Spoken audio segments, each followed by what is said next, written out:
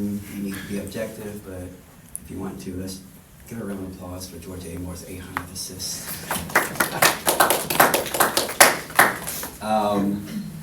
And I've been very fortunate to see every one of them. And so that's a lucky coach, but really, really good effort, really gritty effort. And sometimes in the SEC, you have to win that way. First quarter was, just really, I think we were all discombobulated. The clock, froze, and I know we scored a couple of baskets and looked up. I'm like, don't we have more than 9 points? And so we were trying to find the scoreboard, whatnot. But we got that all rectified, and then, ironically, our defense kicked in. And I thought our defense was really good, second, third, and fourth quarters. And it wasn't always the prettiest. I thought we were a little bit off a little bit. Some of the balls that we normally grab and secure, we were tipping. But nonetheless, I thought we really came out. I thought Georgia was really good, handled situations very well. Hit 2 big threes, really gave us some separation. Everybody stepped up and did something that played. I thought Deja Lawrence really was a catalyst when she went on her little stretch. I think we took the lead and didn't relinquish it. Clara Strack, bless her heart, I was yelling at her all night because she was tipping the basketball. And then I look up and she's got 14 points, 14 rebounds. And, so that's pretty good. And, and I thought Amelia was really good. Amelia's defense was really good, chasing people around. Her length bothering Green. She got switched off on Barker sometimes and did a tremendous job. And then ST was really, really good. I'm so proud of ST. Yeah, she hit like 15 straight minutes in the first half. Hit a big three, had a nice layup. She did some hounding on the defensive end. And just her whole season has been maybe not exactly what she wanted, but she's done a tremendous job of just coming out and just really doing anything to get herself in good graces, and we're very, very happy for her. Phoenix. Coach Sarah Ashley Barker, she had 10 points in the first quarter, only scored 12 the rest of the way. Just how big is it for you all to be able to respond like that defensively? She's a heck of a player. She is. She's a matchup nightmare because she's so big and strong. And we went through the line. I told her I had so much respect for her game. The fact that she had 36 against Vandy the game before, coming off of an injury, an ankle sprain. I think it was a high ankle sprain. But I thought we settled in with her. That first quarter, I think 2 of the threes that she got, we lost her, I think, on an offensive rebound. And then she got a backdoor cut. We settled in, and Amelia was fantastic. I think Tiani was on her, for a bit of the time. But we did a really good job with her after that first quarter, and that's a tough task because she's a really good player. Caroline, Jenna, Lately. Georgia, you guys held Alabama well below their season average, or game average for points per game.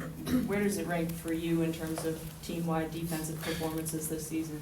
Yeah, I think we definitely place emphasis on team-level defense. And, I remember in the third quarter, Tiani was, when you're put in a situation where you're fouling, it's hard to play solid defense. And I think that she let one go and she was so down on herself. And she said, my bad. And we're like, no, it's our bad because we have to be better in the gaps. We have to be better in rotation. So we know that one-on-one matchups, they're tough. You know me, a good one-on-one defender, or they're hard to come by. So we really understand that it's a team effort. And, I think we take some pride and some joy in it. It makes us have momentum. And especially when you have, for me, shooters in transition, or you have Tiani running the floor, you have, Clara even brought it up some, he's kind of loosened the grip on transition this year than usual. So it gives us the opportunity to get it out and go, and we love it. We love having those opportunities where we clean up the boards and we just open up the floodgates. So what are you trying to say? No, we had transition. This is just the most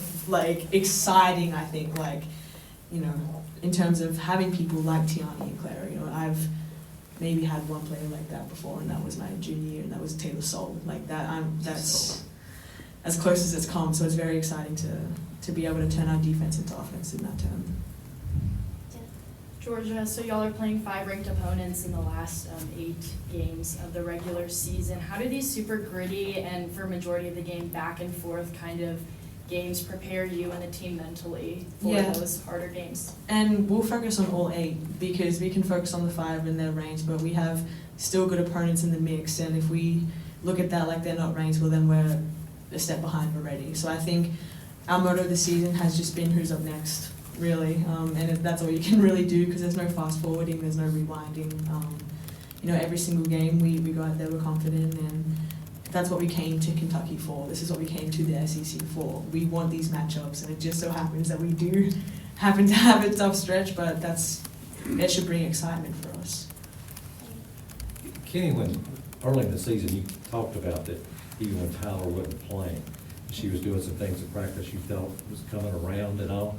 So what kind of made the light finally come on for her, or come on for you enough that you thought the light was on for her? If I knew, I would bottle it up and I would sell it, and I wouldn't have to coach because I'd be really rich because everybody would want to buy it. But you're dealing with young people. You deal with young people, and obviously, her situation was difficult, and it's been well documented where I've talked about. It's very similar to what I had to go through. I had a coach who recruited me, and then he got fired, and then a new coach came in, and I had to learn a whole new system, whole new people, and that's what she had to do. And we play. I think I didn't see them play last year. I watched film, but I think we play differently. And every coach has their own system, and some of the things that they did last year, we don't do. And that's, we're very unique in what we do. And she's gritty, she's fast, she wants to get out, she wants to deny, and we don't do that. So it took her a long time to not only learn that, but learn a lot and learn how we play on the offensive end. And little by little, she's picking it up. And, needless to say, she is where we want her to be and continue. Well, we had practice the other day where, the stay ready group, the group that doesn't play a lot, they were scrimmaging, and we put the ball in her hand the whole time and made her go up and down and score, be the focal point of the offense like Georgia for like probably 8 straight minutes. And we were out there and we were all celebrating, and she was making good plays, and everybody was celebrating for her. They want her to be, a part of it, and she's starting to do it. But the biggest thing I can just say is that her attitude has just been spectacular the whole time. She's never come in and had a bad attitude. She's never shied away from me, even if I've been grumpy or yelling at her. She still, comes and she'll nestle up to me and give me 5 or something, or say something silly. But we need her, and she's really performing. I'm very happy for her. I'm very happy for her. John Brown, Sydney. Kenny, your team is really versatile. They've won in a lot of different ways. How much fun, maybe fun is not the right word. How much fun is it for a coach to be able to kind of design all these different ways? If I allowed you to come to practice, you would see even more how fun it is. But they're so much fun to be around. They really are. And the way that they morphed together and understood the personalities have meshed exceptionally well. They find a way. They figure it out. And she's exactly right. I'll pull the reins back more this year than I ever have, and allowing her to just go dictate what's going to happen, because we can score in a variety of ways. We can put the basketball in her hands. We can allow her to dictate what happens. We can throw it to Claire Strack. She can dictate what happens. Tiani Key can come down the court, and she's revving up to really attack the basket. And there's Deja Law, who can really go for 30 if she really got going.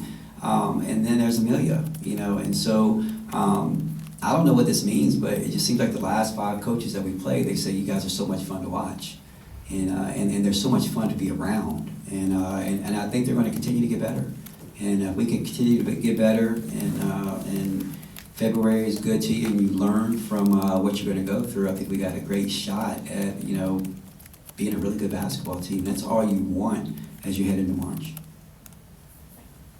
Georgia, this is for you. 800 assists. As a point guard, true point guard, what does that mean to you? I'm doing my job pretty well. I'm definitely getting put in positions where, maybe early on, it was kind of set. We ran sets, and it was, 2 options. Just made my life a lot easier. Pick one or the other. But now I think the more I've grown and been put in situations and making reads and just growing up, intellectually, and this year it's been different. I've had different defenses thrown at me early in the season. It was hard hedges and full court press. Now people are switching and putting long guards on me. So it's a challenge, but it's fun every night to be able to blitz up a defense. And I think it just, for us, opens everything, because no team has been consistent really in being able to yet really halt us, because I think we find a way, and that's why it's so fun to play with this team, because everyone finds a way, So I think it's just been, really fun to come here to play with a bunch of great girls who make shots and make my life a lot easier. Sierra Jenna.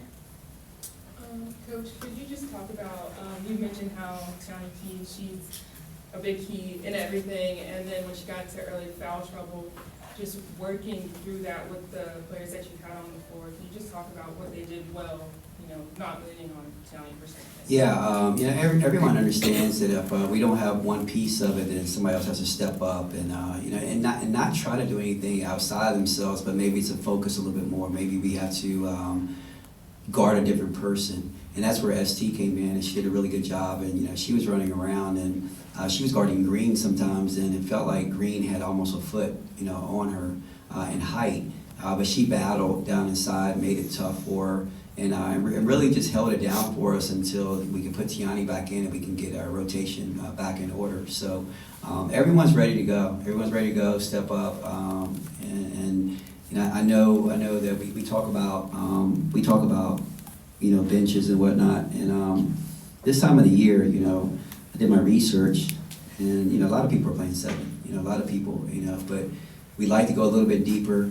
Foul trouble kind of dictated, some other things, but a lot of people stepped up, and ST was one of those kids. Jenna. So 500th program win inside historic Memorial Coliseum. What does that mean to you and the future of this program? That's a tough question, because obviously we've only been around for 20 games, and we've been around. We were fortunate to be at Virginia Tech, where there's been some success. I was actually at James Madison when we won our 1,000th win. And so, but to understand, to have that many, and obviously with the Title IX just being implemented in, I think maybe early 80s, it was 80 maybe, it just goes to show you the growth of women's sports, giving more opportunities for women that they so deserve. And but to know that Kentucky has been doing it for a while, long enough to get 800 wins in this building. And that's one of the things. Coach Curry came up to me and she said, "This building looks wonderful." And so I have to look at it vicariously through everyone else's eyes, because I didn't see it. I didn't see it, but I think it's a spectacular venue for women's basketball, and to have that many wins, I think that it puts you in a category that you're serious about women's basketball.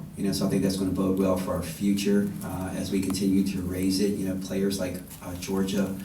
They make Kentucky cool. The fact that you won 500 games makes Kentucky cooler, and that's going to bode well for you as you recruit and you go after some of the highest recruits. And now that's going to be very special for us. So it's really we don't take it for granted, and you appreciate the people who came before you. And for me, I'm learning the people who came before us, and we want to make sure that they're a special part to our future. We want to make sure. I think the most dominant one that I met was Valerie Stills, and we're looking forward to meeting all of them, because they are a part of that history. Last question for us. Coach, you said at the beginning of SEC play, Cassie and Sinai were going to help you guys out in ways that you didn't know about with the experience in the conference. As you get to kind of the center of the schedule now in the conference, how do you feel like they've made a difference this far? Well, I mean, Cass has done, a really good job, navigating things very early.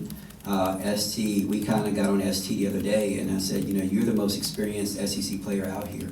You know more than I do. You know more than Georgia. You know more than anybody else. You've been through it all. So you have to become a leader. You can't just sit here and be a follower. You need to be at the forefront. When we go to venues, we've never been there before, I want you to get off the bus first and show us where to go.